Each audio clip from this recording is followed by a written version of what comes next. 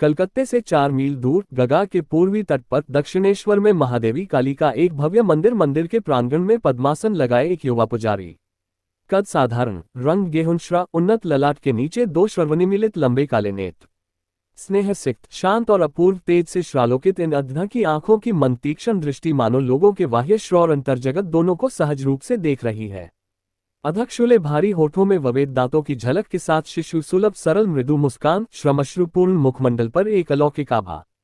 मानवता के प्रति प्रथाह प्रेम सागर को हृदय में छिपाए हुए उस वैरागी की ओर श्रांखें वरवस खिंच जाती हैं। इस वैरागी की कहानी कामरपुकुर से प्रारंभ होती है। कामरपुकुर बंगाल का एक त्रिकोणाकार सुंदर सा गांव है।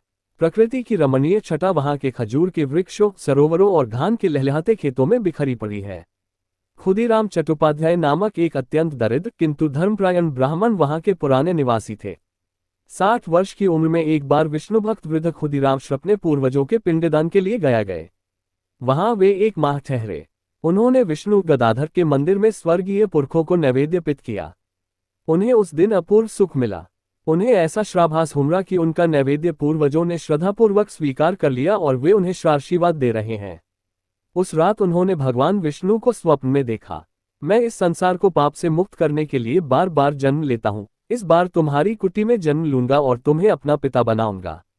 विष्णु की यह वाणी उन्हें सुनाई पड़ा या स्वयं अपने मन का भ्रमजात स्वर, कौन जाने। किंतु खुदीराम की कर्तव्य विमूढ़ हो गए। जब उन्होंने अपना होश संभाला तो कहा, नहीं मेरे भगवान, आपकी इस कृपा के योग्य मैं नहीं हूँ। मेरी योग्यता से अधिक आपने मुझ पर कृपा दिखाए। मैं बहुत गरीब हूँ आपकी सेवा के ख्याल से।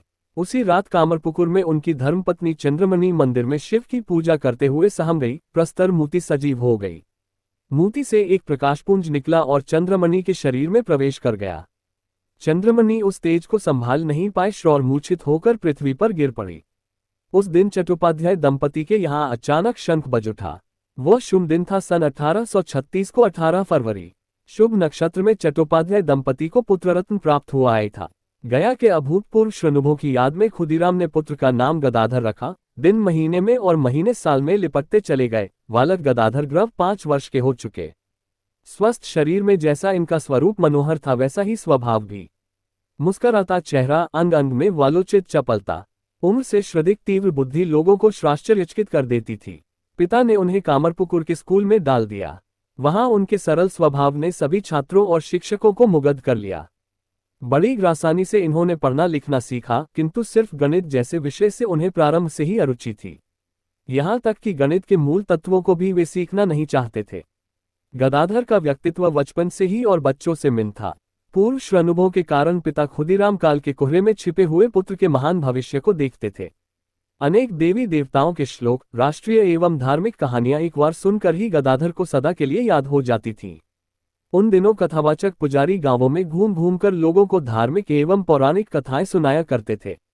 गदाधर ऐसे अवसरों पर ध्यानमग्न होकर कथाएं सुनते, पुजारी के बोलने या अन्य क्रियाकलाप की शैली को निहारते, फिर पीछे खेल में बिना किसी समारोह या चबूतरे के उक्त कथावाचक की शैली में बैठकर उन्हीं के समान कथा कहते। स्वभाव से ही नटखट बालक कभी कभी बिल्कुल शांत एवं गंभीर मुद्रा में प्राकृतिक छटा निहारते। इसमें उनका मन इतना रम जाता कि वह अपनी सुध-बुध खो बैठते।